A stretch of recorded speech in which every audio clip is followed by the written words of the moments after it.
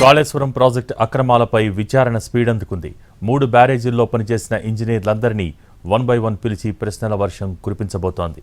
ఇవాళ్టి నుంచి నెలాఖరు వరకు కమిషన్ విచారించనుంది.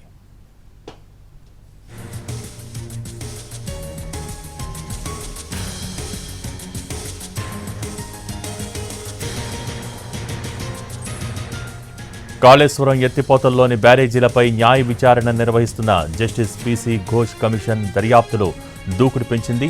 మేడిగడ్డ, అన్నారం, సుందిళ్ల ఆనకట్టల నిర్మాణంలో పనిచేసిన ఇంజనీర్లను, అకౌంట్స్ అధికారులను నెలాఖరు వరకు విచారించనుంది. అప్పటి ఈఎన్సీలను, ఉన్నతాధికారులను కమిషన్ ప్రశ్నించనుంది.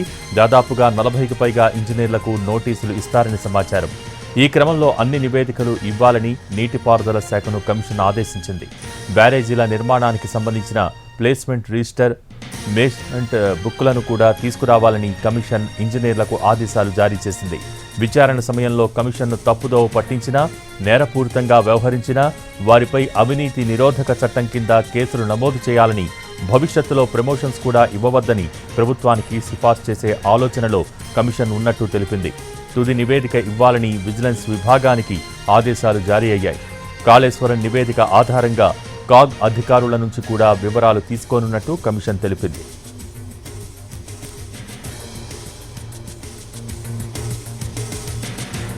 అంతకుముందు 2 రోజులుగా జరిగిన విచారణలో కమిషన్ ముందు హాజరైన అధికారులు ప్రతి ప్రశ్నకు నీళ్లు నమిలారని సమాచారం.